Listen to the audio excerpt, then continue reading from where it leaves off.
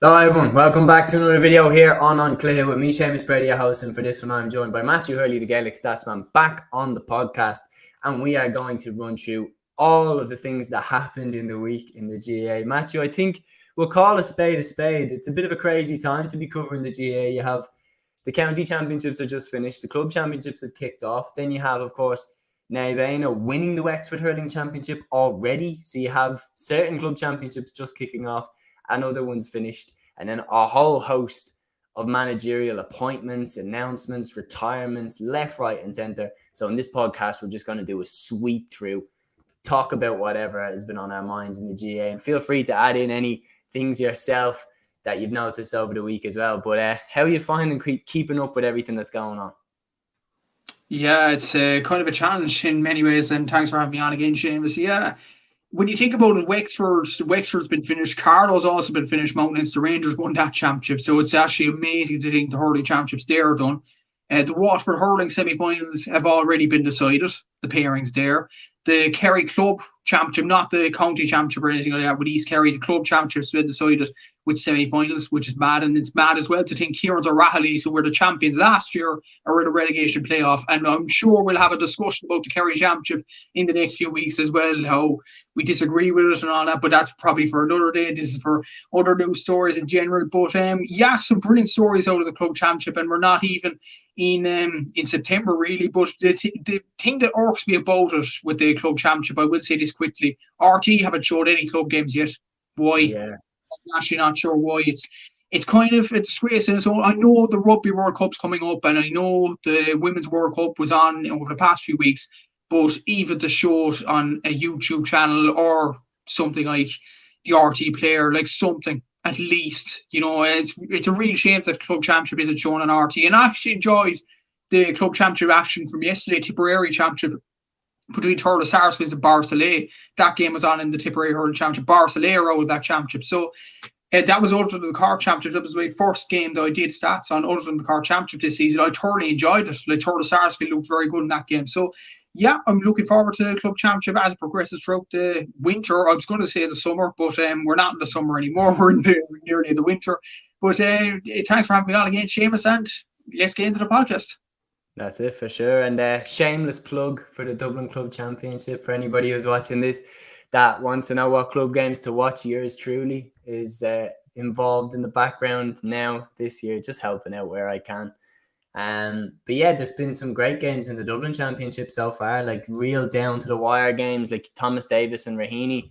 Like that was a last minute score from Conor Guilfoyle to take the win for Thomas Davis there. And Kilmacud Crokes and Castleknock, there were 4 goals scored in the first half. So it was a very, very entertaining game there at Dublin's official home venue over the weekend, no matter what Glenn Ryan says. But we'll move into the official news stories over the week. So we will start with the glory crowning moment in the week. That was Naivana, of course, winning the Wexford Hurling Championship. A fantastic second half display by Naivana. And you look like on the other side, they were going up against like a team that had the Rex all in the side. But Conor McDonald's performance in particular as well was fantastic. And Naivana already on the board as club hurling champions this year. Yeah, exactly. So, and coincidentally, actually, I was on the Sunday that the final was on. I was actually in the county of Wexford on holiday.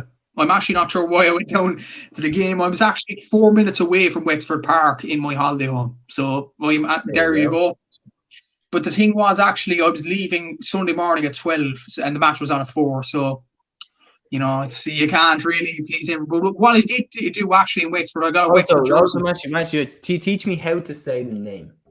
Oilgate, probably. I think it is. Don't want to butcher it. Don't want to get it wrong. Oilgate Glenbrine. I think that's the name. Brian. Feel free to let us know. I mean, I could have said that like a true dub, completely unaware of how much I butchered that. But yeah, you were mentioning, what was the atmosphere like near the ground?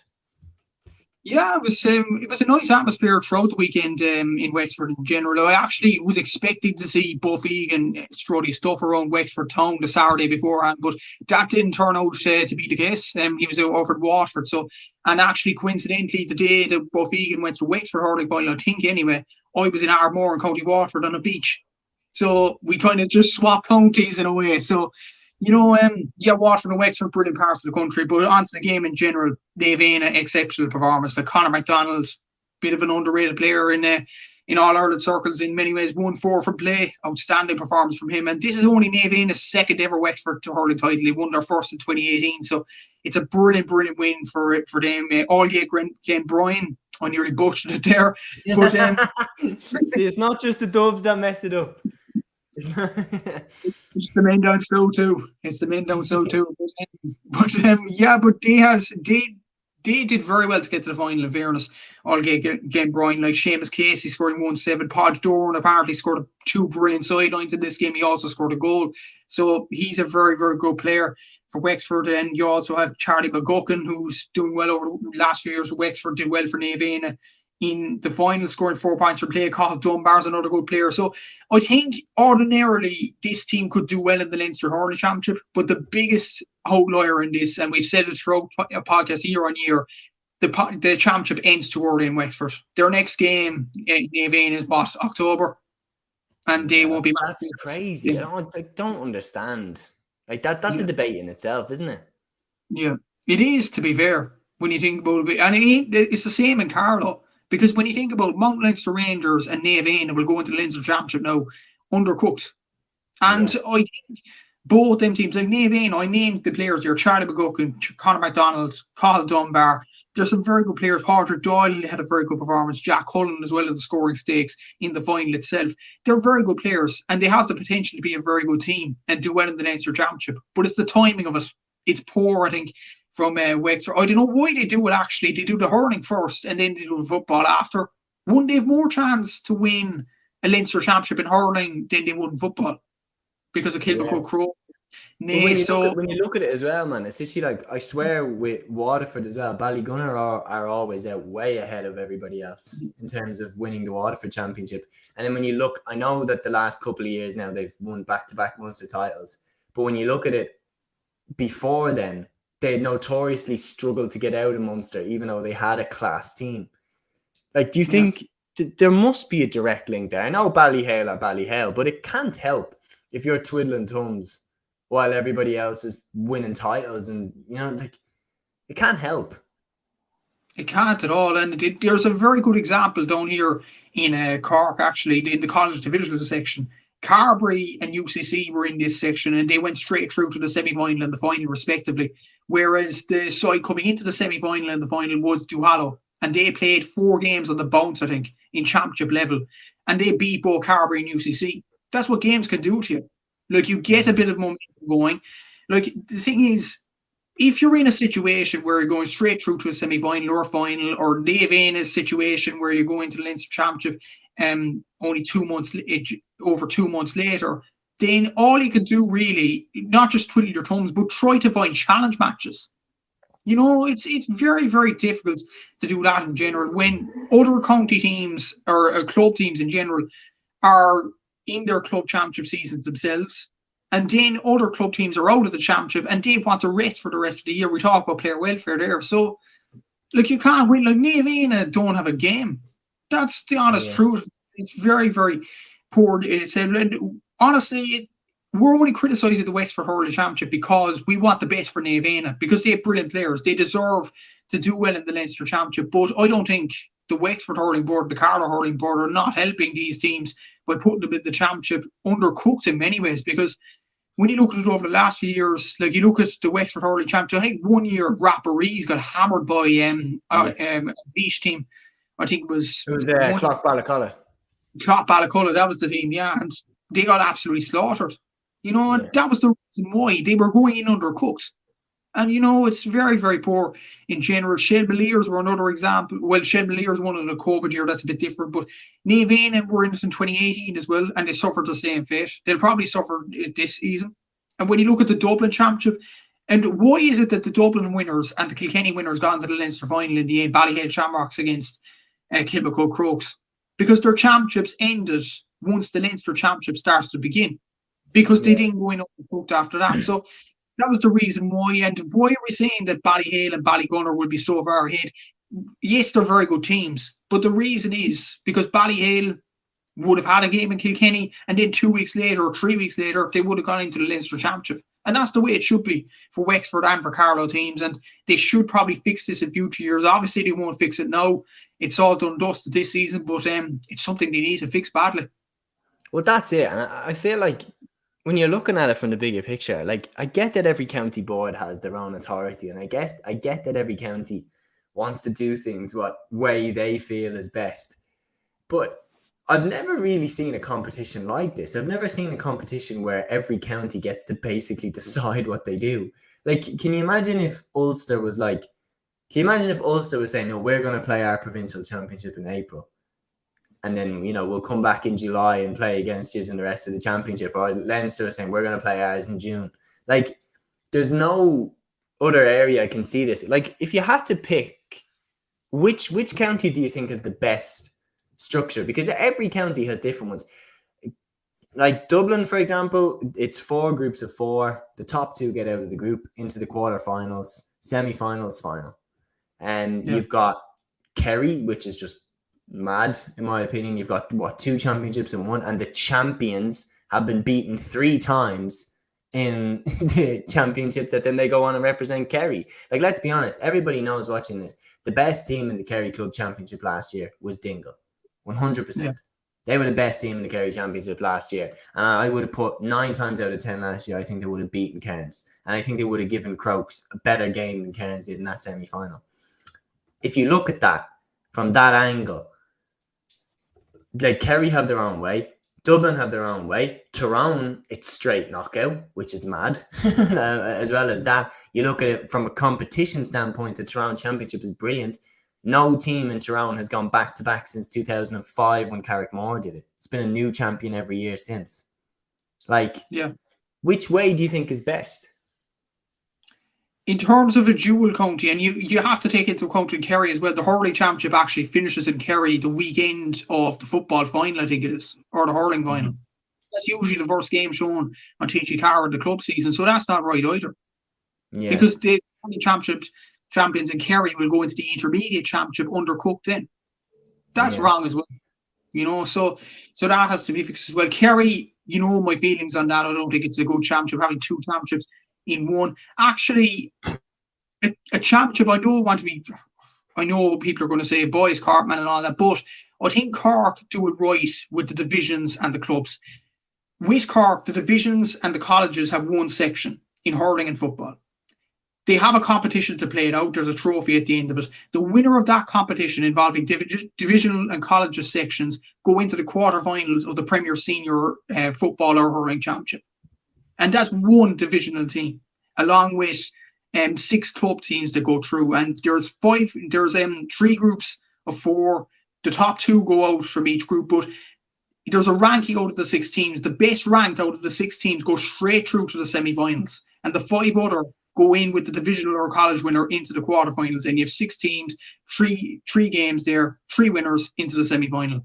I think that's a decent enough system. And the fact that hurling and football kind of don't have one section, one bulk, and then the other, like hurling and football is kind of interchanging week in, week out.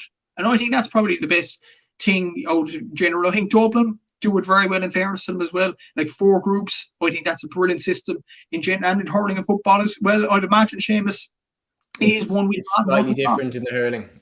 They've 10 teams in the top. So they have 2 groups of 5 and then 1 bye week for each team. And then the top 2 from each group go into semi-finals and then a final. Yeah, that's the thing. But there is some arguments about the Cork Championship, not at senior level now, but in intermediate level. The Cork intermediate representatives in hurling and football will be from the 3rd grade, because Cork have Premier Senior, Senior A, Premier Intermediate, and the Premier Intermediate champions go into the Intermediate Championship in Munster. So you had a result last year where Cantork, the 24th best team in Cork, come up against Rathmore, the 9th best team in Kerry. That's obviously going to be a Yeah. mismatch. So I don't That's it. know. Is that like this system leads to counties getting better? Like when you look at like the Cliffords playing in the junior final, like I get that Foss is a small club and all, but like, come on, like something's gone wrong in the system there. If you've got David Clifford playing against, like, I'm not, but playing at a junior level, like he's way too good to be playing against people like that. And I don't mean that in any sort of disrespectful way to any of the players he played against. But it's David Clifford, like, and the tallies he was racking up was ridiculous. Like I know this is idealistic and all this in a perfect world and all this, but I would love if they all just had, if the whole county just had the same system.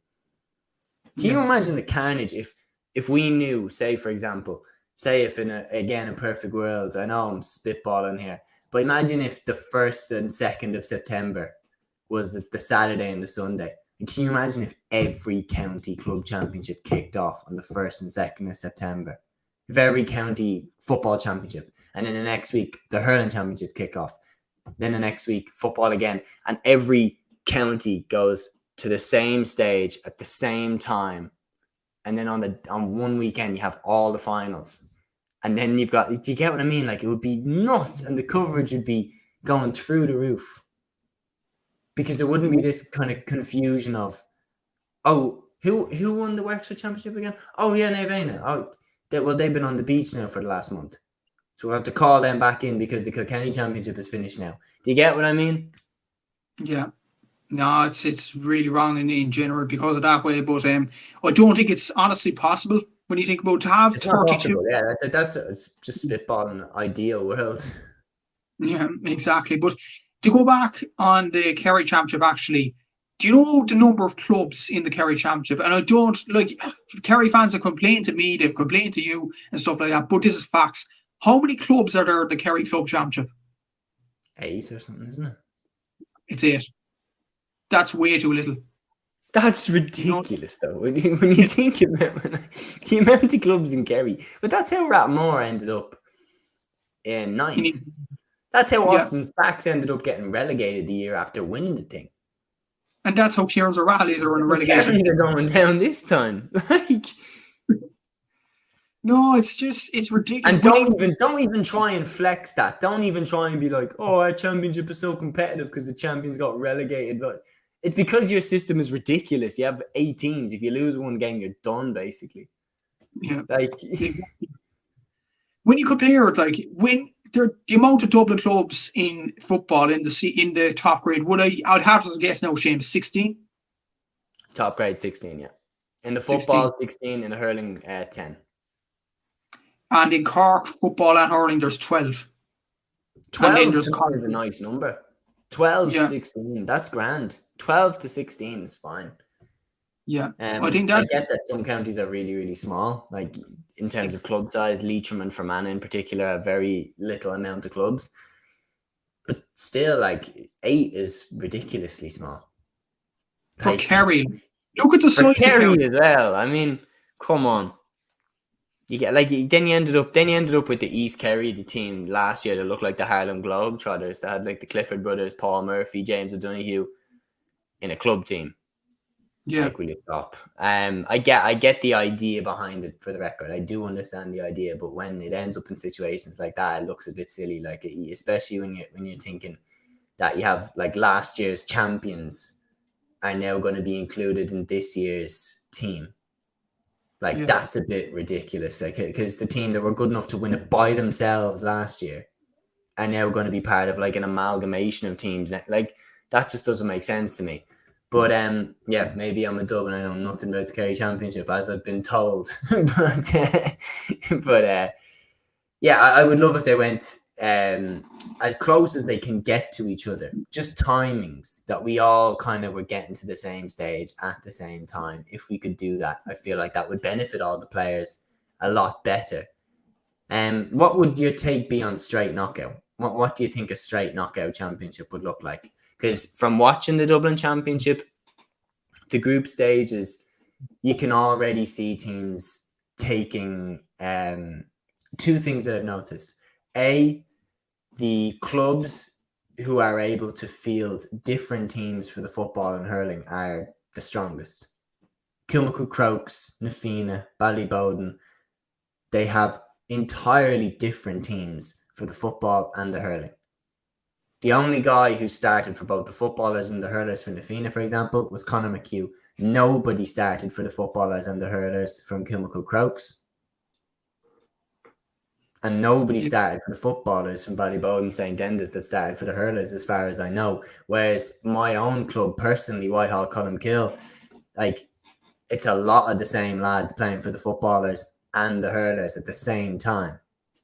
So that's one of the first things that I'm noticing. Any club that is big enough to have two separate teams for both codes tend to do very well. But then also the second thing, clubs are doing that thing that the counties did this year of peaking, of choosing when to peak. Because you looked at it, you had Crokes in their first game, for example, against St. Sylvester's, did not include Paul Mannion or Shane Walsh in the squad, and then both of them came back in for the game against Castleknock. So every team is managing their team back to full fitness. Yeah, that's it. There's two very good points, and they can go into Cork Championships for that. But in terms of straight knockout, I've seen the Tyrone Championship. I think it's the most exciting championship out of all the countries. It's probably, when you look at a different winner every single year, but I think it should be grouped. I think each team should have 2-3 games in general. But I think that's a very good point you make on the dual clubs, and always the bigger clubs will win out. And it's a very good example down here in Cork. The club that did well in dual last year, everybody would know, is St. Finbarr's. And a lot of people thought that there was a lot of dual players. But when I looked into it, I think there was only 5 that started for both. That's a third of their team. That's not much. You have Brian Hayes. I'm trying to think now. Brian Hayes is the main one. But when you look at the main players in each team, for hurling, Ben Cunningham doesn't play football for the Bars. When you look at football, Stephen Sherlock and Ian Maguire don't play hurling for the Bars. Mm-hmm. They're huge clubs. And that's probably why they've done so well. And flip the coin then to a club that's near my home, Newcestown. They basically they're relegated to Senior A now, which is the second grade of Cork hurling and football, but they're the only West Cork club to play in one of the senior grades in both codes. But it's the exact same team. It's the exact same starting 15 in hurling and football. It's a credit to them. It's unbelievable commitment. But you're not gonna keep that consistency going time and time again. And as a matter of fact, out of their 4 games combined in football and hurling, they've won 3 games out of 4 with the exact same players, which is actually a very good record so far. But it's going to catch you up later on in the campaign. But another example as well, and you're saying peaking too early, Kilmacud resting the likes of Shane Walsh, Paul Mannion, all them, and they will come to form throughout the championship. An example down here in Cork, Castlehaven, Brian Hurley rested for the first game. He rested for the first half of the second game. They brought him on in the second half against Valley Rovers, and then they run asunder on them, and he's probably going to play against Clonakilty in the last game to get Castlehaven over the line in the group stage. But then Castlehaven will peak at the right time once it comes to semi-finals and finals and things like that. Another example, Nemo Rangers were very poor last year at the quarter-final. Like, they only scraped past Carbery Rangers. They scored 2-4 in that game. But they got through in the end in the quarter-final stage, and they won the Cork Championship outright. So maybe it's just the bigger teams doing well, doing very little at the start, and then gradually getting their way through and winning the championship. I actually think the only team that breezed through their championship in general, a brilliant team that breezed through their championship at the very start, is probably Ballygunner in Waterford. Yeah. And it's the team Waterford Hurling Championship. I don't think there's that good teams behind Ballygunner. And that's probably why, to be honest with you. But when you look at Kilmacud Crokes, prime example, don't do well at the start. I think Watty Graham's Glen had a very tough game in Derry. I'm not entirely sure about that. Please comment if you know about that. Kilcoo as well. Kilcoo. Like, they always find it tough and down. And they always come out to the right side. I swear last year they survived on penalties or something, was it? In a down game. Quarter-final, yeah. Semi-final or something like that. So yeah, maybe it's just the bigger teams pulling through, and maybe the bigger panels in these group stages get over the line in the end. And maybe Tyrone are thinking, I know group stages are good and all, we both agree with group stages, and we think they should be in Tyrone. But I think Tyrone might be thinking a different way. When you look at Dungannon in 2020, I remember that success story of that in the COVID times. I watched that with that was a brilliant story from them. But the fact was they had no Tyrone player in that team. They were an underdog. And they had the opportunity to knock a team out one by one. And they did it. And there was no peaking too early or anything like that. They got the job done each and every time because everybody wrote them off. And I think that's a brilliant story in its own right. And maybe if there was a group stage in Tyrone, we wouldn't have stories like a Dungannon, like I think I know Trillick are good now, but they weren't back in the day. So you might have stories like that in Tyrone with the knockout system. Whereas if you have the group system, maybe the likes of Eric and Kieran would win the championship every year. So maybe it's just a thought. That's it, man. Especially because my whole thing is that usually you can catch a big team once, but you don't catch them twice. And like that kind of tends to be it. So I feel like, look, if you were to make it straight knockout and start it in September, as I was saying, because I actually worked it out. If you were to make it straight knockout from September, you could have the whole championships for both wrapped up by December. You could have them wrapped up in December, and you wouldn't have to carry on into the new year if you did it every weekend. But like we both know, that would mean clubs just training in August, wouldn't it? Because then you can't get cold in the first game. So they would just go right from the county season to training with the club. So it's a difficult one. It really, really is a difficult one to know what to do and how to call it. But yeah, definitely one to stew on as the championship rolls on. One that will definitely shake up the championship for next season, of course, is the numerous managerial appointments that we're going to talk about now. Obviously, the main one, the return of the man himself, Jim McGuinness. Now, I did a whole video on this breaking down what I think is going to happen, what I think he's going to bring. What did you make of the appointment yourself? Did you see it coming, first of all? No. That's the question, the answer to that question in general. But the other question you asked, is it the right appointment for Donegal? Or I don't know, did you ask it, but is it the right appointment for Donegal? I'll ask it now. It definitely is right. Yeah, I agree with your answer as well. It's definitely the right appointment. When you think about Jim McGuinness, and I said this at the JMAC podcast, check this podcast if you haven't already, very good work from John McMahon. When you look at Donegal, when Jim McGuinness took over initially in 2011, in 2009 they got a slaughtering off Cork and Croke Park. In 2010 they got embarrassed really by Armagh, and most people thought, where is Donegal football going? Then Jim McGuinness comes in. Number 19. Yeah, and he goes and wins it All Ireland in 2 years. That's Jim McGuinness in a nutshell. And what actually intrigued me, I think somebody tweeted this, I don't know, was it Mars Brosnan or Michael Verney or some brilliant journalist on Twitter. They said that in Jim McGuinness's book in recent times, he said to every one of the Donegal players, I think before the 2011 Ulster Championship, each and every one of the 33 players, we're winning Ulster, we're winning Ulster, we're winning Ulster, and goes on and on and on. And I think that just made the players believe that they go on and win Ulster Championships at that time. And this was a time when Tyrone were dominating the Ulster Championship. Around 2010, 2009.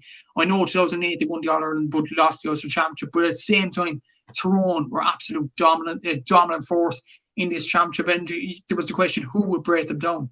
It surely wouldn't have been a Donegal team that got slaughtered in 2009 and 2010. But Jim McGuinness changed the mentality of that team. Like, when you think about it, he's been an absolutely brilliant manager. And even when they hit a few rock bottoms, in 2011, when Kevin Cassidy kind of stormed out of the panel and there was a kind of a rift there, Jim McGuinness calmed it all down. I know there was a lot of media talk before the 2012 championship, but he calmed it all down and they went on and won the All Ireland. Deservedly so. They were the best team in the country by nearly a country mile in that season. Like, when you think they were absolutely superb. I know they lost to Mayo in 2013, but in Jim McGuinness's 4 years, Donegal reached the All Ireland semi-finals 3 times out of 4, 75%.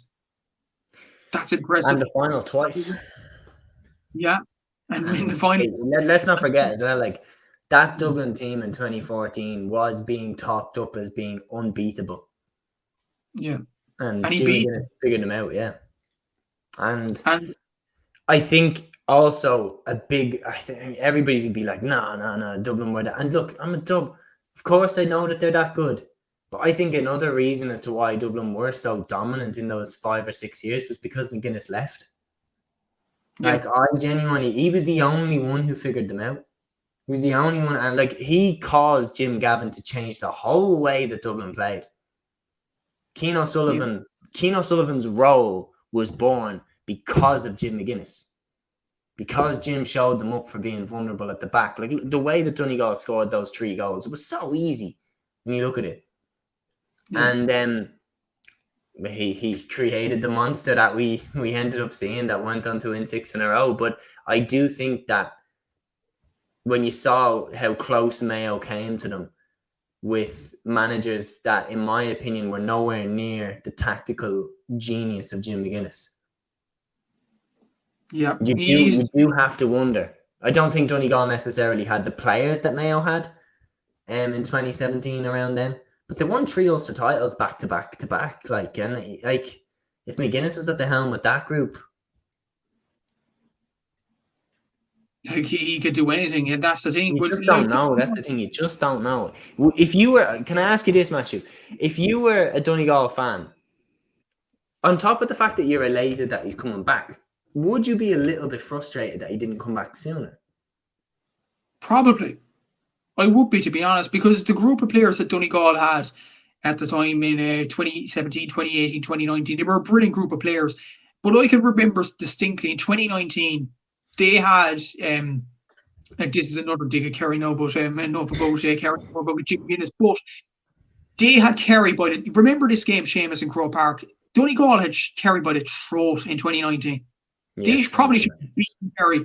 That day, Roy McHugh was outstanding. Michael Murphy, what a performance from Donegal all day long. And you were thinking there's certainties to go to the All-Ireland semi-finals. But then Mayo caught them on the hop at McHale Park. Probably the reason because of that, or the reason for that, was because they didn't have the confidence. These players didn't have the confidence that they could go on and reach an All-Ireland semi-final. Like Jim McGuinness worked wonders with a group of players that were down in confidence after 2010. Imagine what he would have done with those group of players with the likes of Michael Langan, Niall O'Donnell, Michael Murphy, Ryan McHugh, Jamie Brennan, Oisin Gallen. Imagine what he would have done to those players. To Caelan McGonigal as well. Sean Patton. Donegal had a very good group of players. They Kerry by the throat, they Mayo by the throat, but they somehow didn't get over the line. As well in 2018, they had a good enough performance in Croke Park against Dublin. They beat Roscommon, and everybody thought they'd beat Tyrone, and they didn't in the Super 8s because they just didn't have the confidence to get over the line. And what Jim McGuinness can offer these players is confidence. Michael Langan and Niall O'Donnell and Kieran Thompson, 3 players in particular, on some days they look unstoppable. But then on the main days and the main cauldron of battle, they seem to fold. And I just feel once Jim McGuinness, teaches them players the way, I think they could be very, very good players. Jamie Brennan has probably been the most frustratingly inconsistent player over the last few years. He has the quality. There's no doubt about that. He has the goal-getting ability. But it's the confidence. And Jim McGuinness can instill that into him. Oisin Gallen was exceptional this season. I know Donegal had a poor season, but he was very, very good. And I just wonder, could he be a Colin McFadden or a Michael Murphy of this Donegal team with Jim McGuinness in charge? He could be their trump card. And when you look, they have some excellent players like Caelan McColgan at wing back, and would really impress me as well. Ryan McHugh might be enticed to come back now. There's a lot of possibilities with Donegal, but to answer your question, I think Donegal fans might be a tad frustrated that he didn't come a lot sooner. If he came sooner, Donegal would have won 3 Ulster titles in a row. They would have beaten Cavan in that 2020 final with Jim McGuinness in charge. Oh yeah. Like, I think when you're talking about McGuinness with the whole mentality thing, like he has a background in psychology, to my knowledge anyway, if I'm remembering correctly. I remember I watched the Jimmy's Winning Matches documentary on YouTube. And if you haven't, go watch it. I mean, it's a really, really good documentary, and it really walks you through step by step what he wanted to do. And like everybody's saying that the meeting at the hotel in Downings in 2010, when he told them after they were hammered by Armagh that he was going to make them Ulster champions and All Ireland champions, and by the end of the meeting, he had them all convinced. Like, that's the power that he had. And I truly believe that when you look at Donegal from 2017 to 2020, they were a top team. Consistently Division 1, consistently in the Ulster final and winning them 1-3 in a row. But they were also characterised by bottling it in the biggest game of the year every time. Tyrone, Kerry, Mayo, Cavan in the Ulster final in 2020. I completely agree with you. I think if Jim McGuinness is at the helm there, I don't think that they panic like that when it comes down to it. And if they had Michael Murphy at the peak of his powers, if they had Ryan McHugh, Paddy McBrearty, a few years younger, like if they had more players there, like even then you still had the likes of Paddy McGrath and Neil McGee kicking around. Like, I think there was just so much there that he still had left to do with that Donegal team. And I think if he'd stayed with them, I think he would have been potentially likely to keep Carl Lacey around for a few years. Players like that were just, they've not been able to replace them. And that is the next thing I'm going to throw back to you. With hindsight, it's very easy to look at it and go, well, he had Michael Murphy and he had Carl Lacey and he had Colin McFadden and he had Neil Gallagher, and he doesn't have these guys now. But when you were listing out Michael Langan, and like, the reality is, here's just a pure fact. Donegal were in the All-Ireland Under-21 final the year before McGuinness took the senior job with Donegal. And McGuinness was actually managing that Under-21 team against Dublin. They lost in the final to them. Michael Murphy hit the crossbar with a penalty. They were very unlucky not to win it. Donegal have not been in the final four of the Under-20 or Under-21 championship since 2017. And when they got there, they were beaten pretty handily by Dublin. So there's an argument there that is the same talent coming through, or will we look back in a few years and go, oh, well, he had Michael Angle, he had Kieran Thompson. Like, do you think that he can find those caliber players again in this Donegal squad? It's a really, really tough one. Like Donegal, I think, I know that's a very good start, in fairness to you, and well done for that. But what I will say, I know 2017 was their last under-20 semi-final appearance, and they got beaten handily, as you mentioned there. But I think Donegal, and I didn't actually mention Paddy McBrearty. I'm terrible. No, I actually forgot him. But you have McBrearty, you have Langan, you have Thompson, you have O'Donnell, you have Gallen, you have Jamie Brennan. You also have another lad who's been very good at Sigerson Cup over the last few years, but has turned his attention to soccer with Joel Bradley Walsh. Will his head be turned now by Jim McGuinness? Mm-hmm. You know, sorts of players, they might come back into the fold and just say there's a project coming along. And what you mentioned there with players there that Donegal had in 2012, they top class players. Yes, Michael Murphy's a top class player, Carl Lacey, top class player. But I throw back an argument too. If Jim McGuinness didn't come in as senior manager, would Colin McFadden, Frank McGlynn, Leo McClune, I know Paddy McBrearty was pretty young, so that's kind of harsh to say. Paddy Durkin, Neil Gallagher, Rory Kavanagh, would they have been classed as top class players if Jim McGuinness wasn't there? No, not in my opinion. I think they're brilliant, but here's the key thing that I'm going to say as to the reason why I've just said that answer with such confidence, and it's because I've also seen it work for Dublin with Pat Gilroy, is McGuinness set the culture that let those lads flourish. Donegal before 2010, like Eamon McGee literally says it in the Jimmy's Winning Matches documentary. He literally says, we had the reputation, we messed about, we didn't respect the jersey.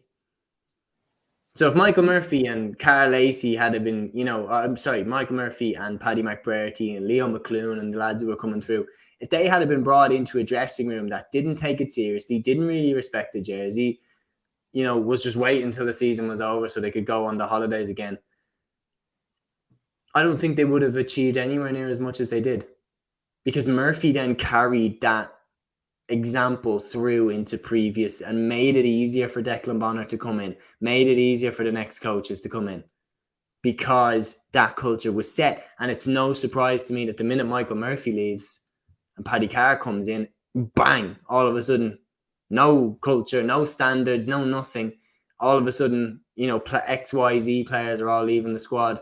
Like, because McGuinness set the culture in a very similar way to how Pat Gilroy did with Dublin. 2009 and 2010, some of the weirdest years to ever follow Dublin. And he set the culture. Dublin teams in the 2000s had bigger egos than the Dublin team now, in my opinion. When you look at stuff like, walking down and doing that to Hill 16 before an All-Ireland semi-final against Mayo and things like that. Like, they were more doing stuff for the crowd's entertainment. And it was either everything was amazing or everything was terrible. Gilroy is the one who put their feet on the ground. Sleep outs for the homeless and, doing shift at Brother Kevin's soup kitchen. Like, that's setting the culture of selflessness in the team and setting a really high standard for what you have to carry yourself like to be part of this team. And when you're in a culture like that, you can flourish. And I know I've banged on there, but I think if McGuinness didn't come in, I don't think that culture would have been set. And then I don't think that Murphy and Lacey and McBrearty would have gone on to be the players that we saw them be. It's a very good point in general, and again, well done for that. But again, what I will say about other counties, Gilroy is a very good example. I can take the other two examples. One involving my own county, obviously, but another involving Limerick. When TJ Ryan was manager, but then John Kiley comes in. Limerick before John Kiley were absolutely, I know they were a decent team in Munster. They won a Munster title. They got close to Kilkenny, but they lost to Dublin in pretty embarrassing fashion in 2015. Dottie O'Callaghan looked like PJ Reid in the flesh against Limerick that year. It was just really, really bad from Limerick. And then to get John Kiley in, he set the standards of that team. And it wasn't just money. It was what a brilliant coach could do. Another example with my own coach, the Cork footballers. We were managed by Larry Tompkins up until, I think, 2004, 2005. This was a period when Cork football lost to Roscommon, to Limerick and to Fermanagh.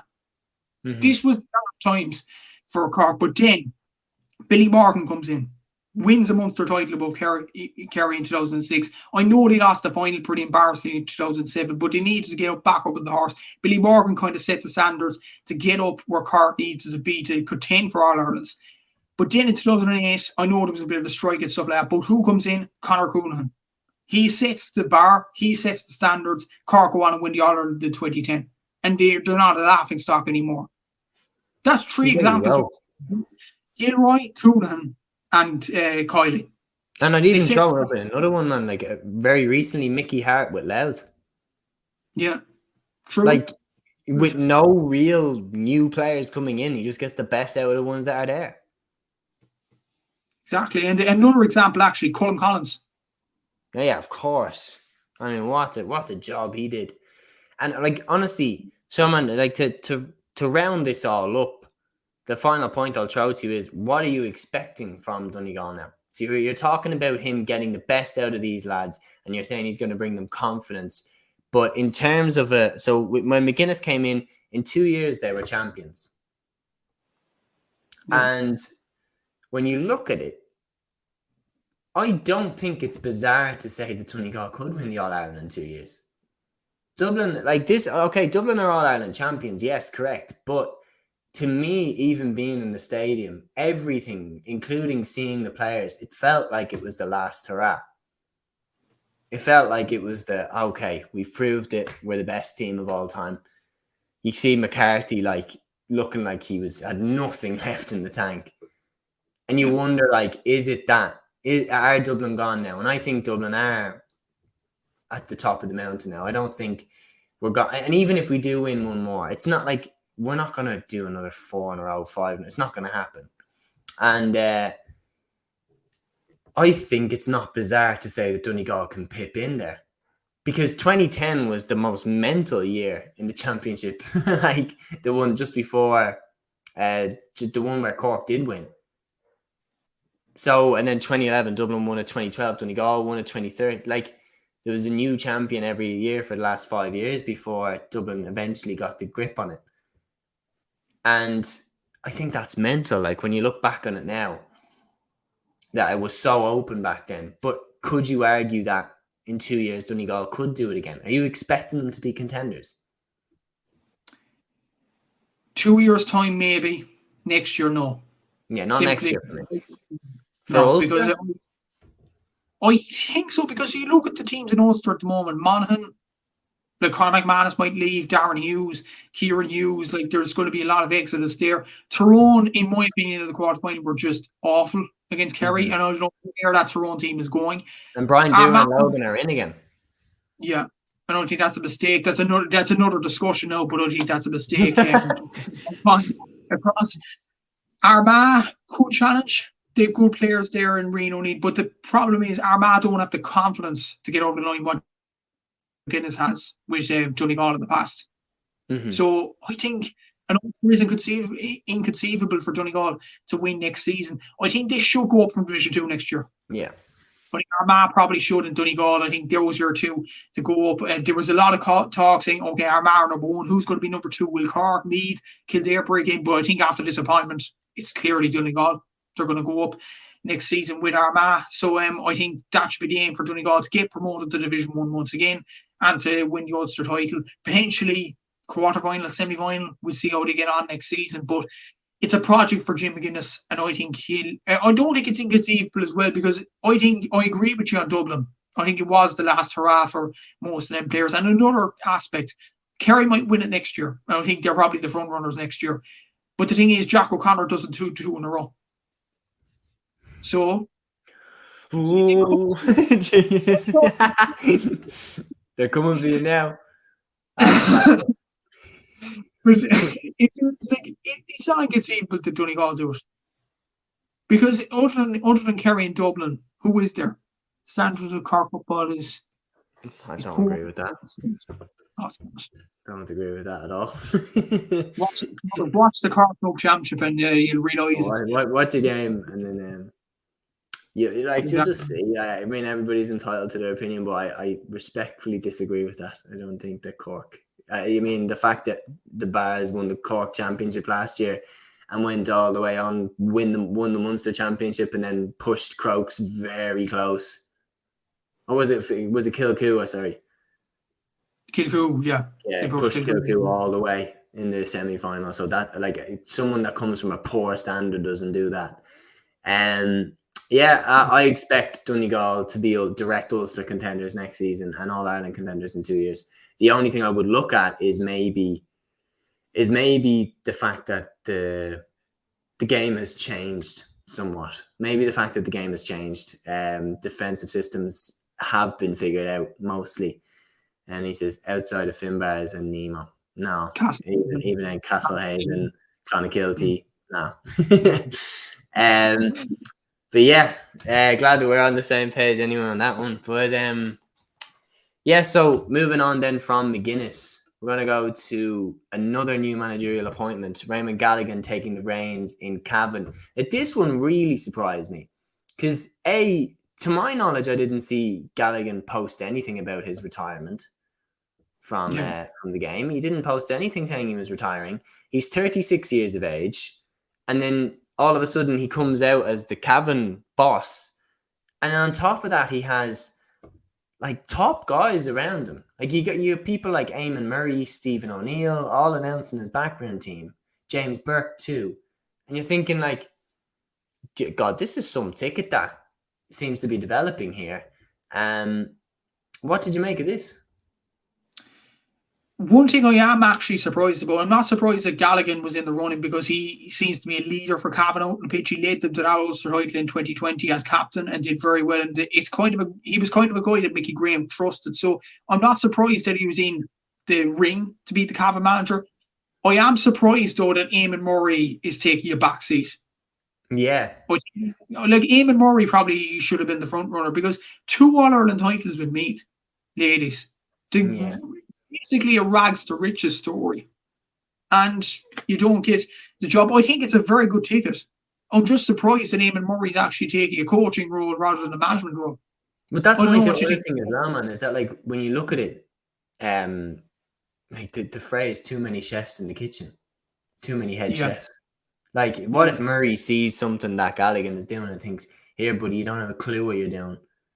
I've led my team to 2 All-Irelands. Let me handle this." Yeah. I actually don't think Eamon Murray has that attitude in him. He seems a well-rounded guy, even in interviews with big He does. But him and Doug. yeah, he does. It's just yeah, it is. I find it really interesting that that he's done that. And then you got Stephen O'Neill there too, who's genuinely one of the best forwards I've ever seen. And like the Cavan players will surely look to him for advice too. So it'll be very interesting to see how they balance it all. You look with it like if you don't have a head of the snake, if you like, if you don't have the top guy there, you look at, like, I always found joint managers to be kind of weird. I always didn't really understand who was the main person there. Like, you look at Tyrone with Brian Dewar and Fergal Logan, you look at the Clare Hurlers a few years ago with the two that they had, Mayo for that 1 year where they had Rochford and the other guy, Pat Holmes, I think it was. Like, I always found it weird. I always wasn't really a fan because it was like, okay, well, who is pulling the strings here? Yeah, exactly. Like Limerick could do a John Kiley and Paul Kinnerk. Like they really could, because they're both as important as each other. And we have one more question for you, Matthew, from Hurling 1347. Matthew, do you think Cork have to get up to Division 1 next year? Yes, but I don't think we will because of the Jim McGuinness appointment. Yeah, interesting. Do you think Armagh maybe? I think Armagh are up already because of the players they have. Yeah. Although Armagh took a while to get up to Division 1 the first time. They went from a low base, Seamus. They went from Division 3 to Division 1. Yeah, true.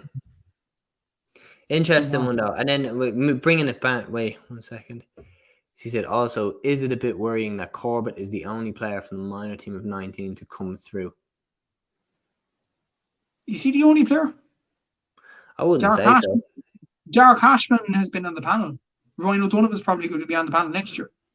Yeah, I feel like we'll see a few more. I feel like we'll see a few more faces in there for next season. It just depends how well they can integrate that. But I think with Cleary at the helm, I think they've got a very solid pair of hands there with John Cleary. And then he can, of course, always call on Keith Ricken for any phone calls or anything, any personal bits of advice if he ever needs it. And Ricken, gave one of the best manager interviews I've ever seen and seemed to get a really good tune out of those Cork lads. Going back to Galligan with Cavan, like, this is my point here, right? What's the aim here for this season with Galligan coming in as Cavan boss? First of all, to stay in Division 2. I think that's a big aim for Cavan. When you look at Division 2 in general, I think it's going to be other than Fermanagh, who I don't think are good enough to survive in Division 2. I can't actually call who will join them to go down. Louth have Mickey Hart still in the helm. Meath have a Tailteann Cup there and will be confident after winning that. Kildare are still good. Cork probably are too good to go down. Armagh Donegal obviously are too good, I'm saying. So, like, that's going to be a big thing for Galligan, I'd say, to keep Cavan in Division 2. They've gone to Division 4 and to get all the way to Division 2 to go and get relegated. That probably won't end well. If they're in the Tailteann Cup, I think Cavan have to win it next year. Yeah. If they're not, a good run in the All-Ireland's competitiveness in the group stage, it's probably where Ray McGalligan needs to be. I think Ulster is a while off. I know Donegal, we said Donegal could win it, but Cavan, I know Tyrone are poor enough and Monaghan are losing players, but Cavan are way off those teams at this particular moment in time. Like Thomas Galligan left over the last few years. I know they have Darragh McVitie back. If they get on, it's a weird one actually, Seamus, and we talk about this for every county. If they get all their players back, they could actually do well. When you look at Cavan's players, if they're all available, Darragh McVitie, Conor Moyna, Thomas Galligan, Paddy Lynch, McKeon. George. What's funny as well is that Raymond Galligan could do what Raymond Galligan. Like, he's a huge loss from them on the field. He's a magnificent goalkeeper. And I am interested as well that, like, he hasn't announced his retirement. He hasn't come out and said, like, I'm not playing. We're just kind of assuming that he's not playing. He's a player manager. That's what I can gather now. Is he? Because here's the thing, right? You've got Eamon Murray there, who's like a manager. Eamon Murray's not a coach. He's the top guy. and in every job that he's had before. And what if he's just like, do you know what, last minute, Raymond, go on, hop in goal there. I'll take the sideline. Like, is that out of the realm of possibility? Like, I do think it's unlikely, and I do think Gallagher probably will be on the sideline when the season kicks off. But I'm interested that he hasn't come out. Do you think he's even considering it? He might do, but Gallagher is so passionate about Cavan football that he might just say, "I could be player manager here and put me in, coach."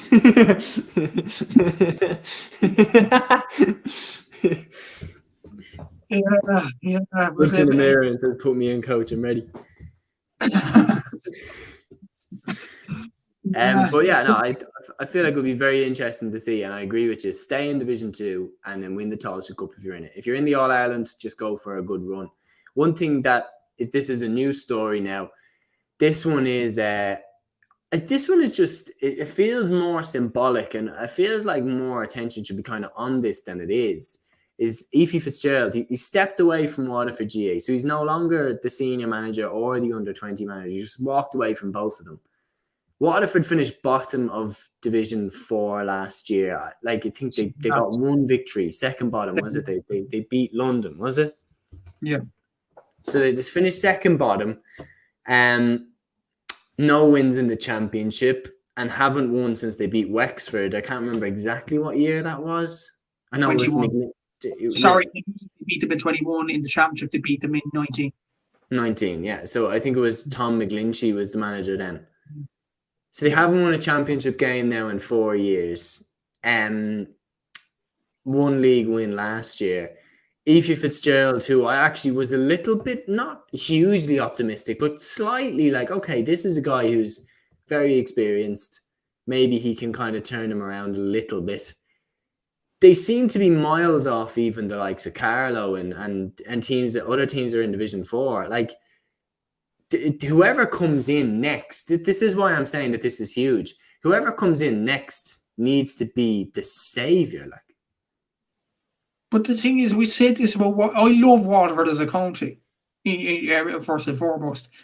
But who is going to be a saviour of Waterford football right now? Seriously, Seamus. Like, I'm like, men's football is not a sport in Waterford at this particular moment in time, and it's just a shame. It's not. Simply, like, when you think about it, Shane Renane was the manager in 21, the year after COVID, and he jumped ship a year in to go to the Cork Ladies footballers. Do you remember as well, Matthew, like when you're trying to say how bad it is, do you remember his interview? He did an interview after one game where they lost, and he came out, and I think I remember his words. I remember he said something like that at halftime. They just accepted they were going to lose again. But that's the acceptance that Waterford players have. And by the way, was that Renane or Fitzgerald? I'm pretty sure it was Renane, because I remember I liked how honest he was. Yeah. I liked how he just came out and said, yeah, the mentality's like crap, basically. The funny thing is, actually, the guy who was the former, he owned a podcast and stuff like that, the Backdoor GA, he's now the Galway Maroon and White podcast or something like that. But I was there for the summer doing match reports and match previews. And I had the privilege of interviewing Brian Luby, the Waterford centre-back in football. Mm-hmm. And what we asked him was, is your aim to get up to Limerick, to Clare, to Tipperary standards? Because they've been the standard bearers to get up to Cork and Kerry's level in Munster. Not necessarily up to their level, but to compete with Cork and Kerry. And what his answer was, he was pretty optimistic that they could reach those levels. That was their aim. That was before the Limerick game in the Munster Championship. And they were under Shane Renane. There was a very good vibe around the Waterford team in general. Now, I think this was the game actually where you mentioned that quote that Shane might have said. They lost 4-18 to 12 points against Limerick in the Munster Championship in 2021. Mm-hmm. That must have been, like, Limerick. I remember not even that long ago. I remember the team with Tommy Prendergast and Donny Brannock and Paul White and Gavin Crotty. I remember they nearly got Cork. Yeah, they did. Yeah, I was there. Yeah, and that was I don't get me wrong. I think you'd agree yourself that that was pretty bang average Cork team out that day.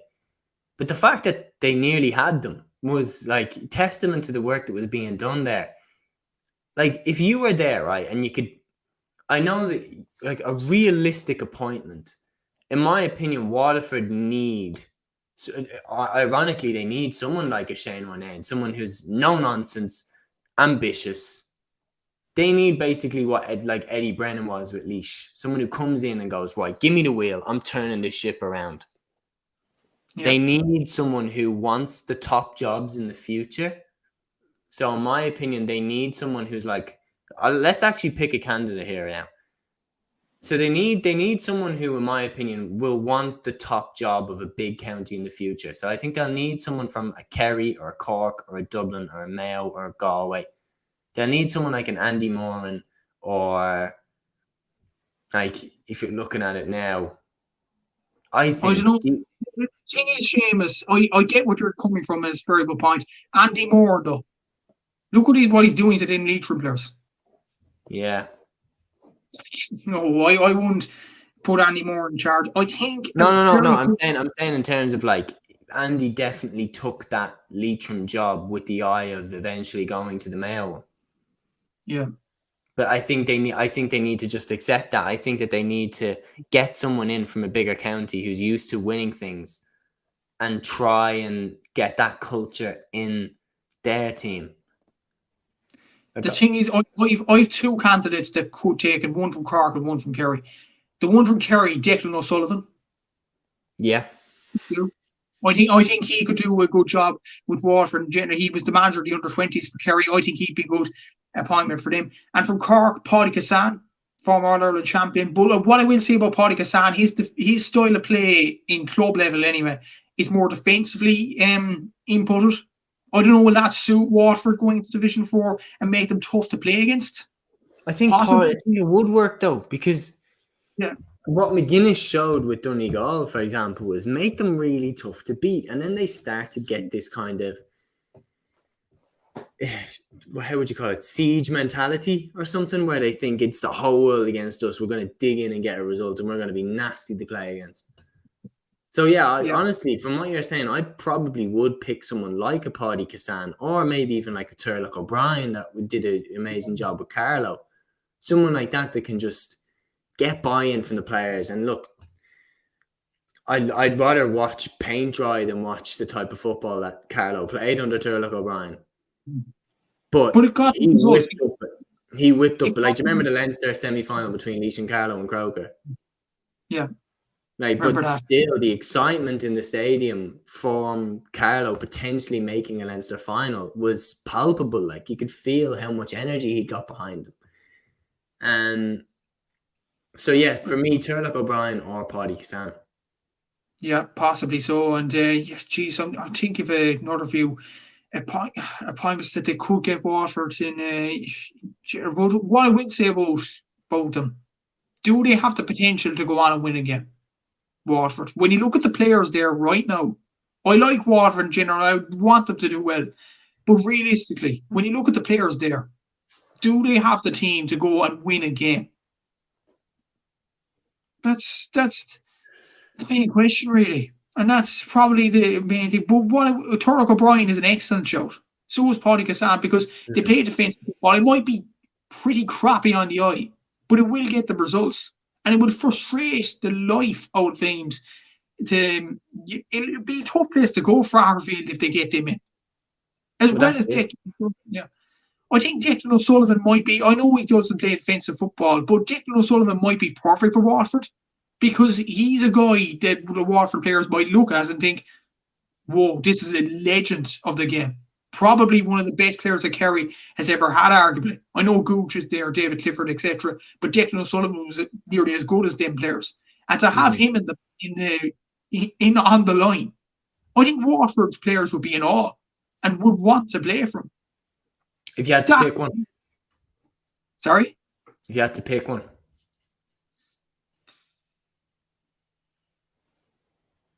I think if they want to play attractive football, Declan O'Sullivan. If they want to play defensive football and be more conservative and be more have an experienced lad in the line. Turnock O'Brien is an excellent shout. Yeah, I'd go O'Brien. Personally, I'd go O'Brien. And speaking of new managers, Limerick have got one, or they look set to get one. Jimmy Lee, not Billy Lee, but of course, new manager at the helm, another new player at the table. What do you make of this one? I actually don't know much about it. I know was he at the Newcastle West job? Correct me if I'm wrong. No. Unsure, to be completely honest. Yeah. If he was, I think I heard that in the news recently. But if he was, I think that's a decent appointment because he's made Newcastle West won the Limerick title last year. And I've seen in Aaron's club predictions, he's predicted to go on and win Munster. So if you're gonna get Aaron to predict you to win Munster, he must have done a good job there. Wow. like over the bars. Like that was just a mad pick, really, from Aaron. But over St. Finbarrs and Aaron, if you're watching this, you can clip this up and show it to us when Newcastle West win Munster. But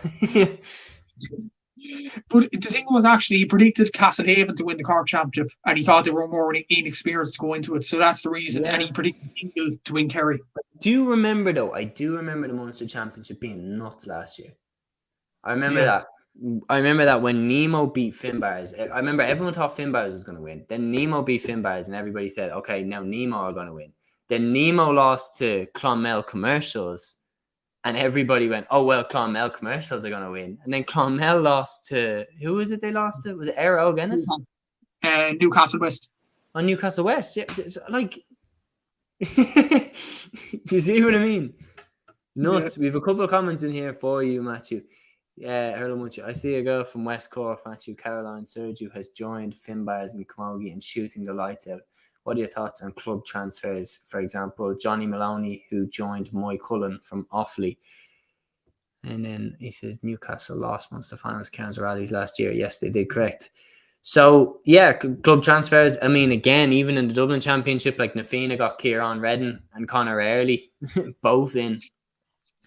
Kieran Redden from St. Maur's and Conor Early, the starting number 8 for Louth. And they played big roles in Nafina's last victory there in the club championship, and few transfers poking about here and there.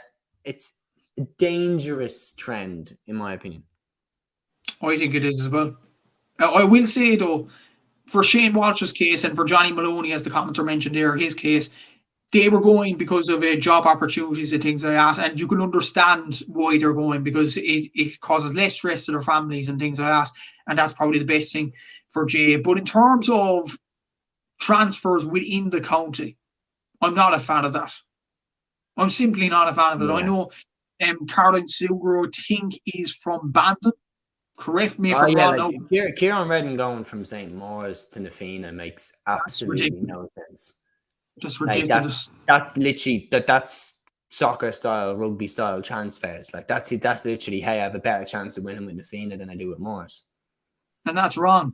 It's wrong, Seamus. I think to ditch a team that's junior A when you badly need that player, and then to go to a senior team. I know it's glitz and glamour, but I think it's wrong. Yeah. I think it's wrong to switch clubs within counties. I do understand Shane Walsh's one. That might be an unpopular opinion, but I understand his one, because he has to travel to and from Dublin if he's playing for a club in Galway. That's enough travel. Mm-hmm. So I think that's pretty understandable. And Johnny Maloney's understandable as well, because he has I think a wife and kids at home. He has a tough job there. He's going to go to and from work. So that's going to be difficult. But the commenter mentioned there, Caroline Sugru with the Camogie player, she was with Bandon and she went to St. Finbarr. I think she was with Bandon anyway, correct me if I'm wrong now, but to go from Bandon to St. Finbarrs in the city, I think that's wrong in general. There was another one for Kid Britain to the city, wrong. There's loads of them throughout, not just in Cork, but in Dublin, as you mentioned, with Kieran Redden. What's that about? Yeah. You know, it's just really, really wrong in my opinion. Now, I think they should be banned, personally. If you're going to switch from one club to another inside a county, I think it's wrong. Both for Shane Watt's case, for Johnny Maloney's case, if you're switching because of job opportunities and stuff like that, go ahead. Yeah, no, well said. I completely agree with you. I think that Look, it's a route that I actually, if you're to ask me honestly, I think the game could go professional through that, because what's to stop people offering people stuff because they want to get the best teams. And as I said to you, Matthew, the teams that have a different team for the football and hurling are the ones that are winning. So it's very, very difficult to call. The final one piece of news then that I'm going to look at from this week is a retirement in the GAA. Kevin McLaughlin has officially hung up his boots from Mayo GAA. A Mayo GAA legend. Like, to be honest, this guy has soldiered on. I remember my first time watching Kevin McLaughlin, I think, was in the league, Allianz League, in 2011. This is the first memory I have of him. And that's over 12 years ago. Like, this guy has soldiered through so much for Mayo, and shame he didn't get the Celtic Cross, to be honest. Like, all of them. I really wish Lee Keegan would have got one. I really wish Colin Boyle, Keith Higgins, David Clark, that they all would have got one. And McLaughlin's another one on that list that I think thoroughly deserved it. But he's carved out a brilliant career for himself. Like the county championship, even with Knockmore last year with Mayo. He won a couple of Allianz League titles, Connacht titles, and fantastic career. And I wish him all the best in retirement. All the best, Kevin. All the best, Kevin. And your compliment there is, and another one actually to add over the last few weeks, Jason Doherty. That's another guy probably deserved the Celtic Cross. So it's just a shame that they didn't end their careers and loitered up. But what I would say about Kevin McLaughlin, I think there was a moment against Kerry when he was out with his kids the year before, I think of 2022 All-Ireland quarter-final, and I thought, with Lee Keegan as well on the pitch, I thought that was it. Simply, that was it. He went another year, but unfortunately, he couldn't go another year after that. But Kevin McLaughlin, legend of the game. I remember him actually. He scored a goal against Cork in the quarter-final of the All-Ireland Championship. If anybody remembers that, superb finish, by the way, goal. 2011, yeah. Brilliant, and that kick-started Mayo to go on and claim a memorable win over Cork. And in many ways, that kick-started Mayo's run in doing so well in the All-Ireland series. Yeah. So Kevin McLaughlin should be thanked a lot by Mayo fans, and I'm sure he is. Like, Mayo fans absolutely adore him. They adore Lee Keegan, Andy Moore, all the players. They all deserve Celtic crosses. It's just a shame they haven't. But overall, he's had an absolutely exceptional career, and best of luck with retirement, Kevin. And he will be missed by Mayo and the whole of Ireland. Yeah, well said. Well, we've wrapped up as much as we can there, an hour and 12 minutes in. Definitely could go on talking until the cows come home, but my eyes are starting to droop asleep. So we'll leave it there. Thank you so much for joining us for this episode of the On Cluiche podcast. Matthew, thank you so much for coming on today.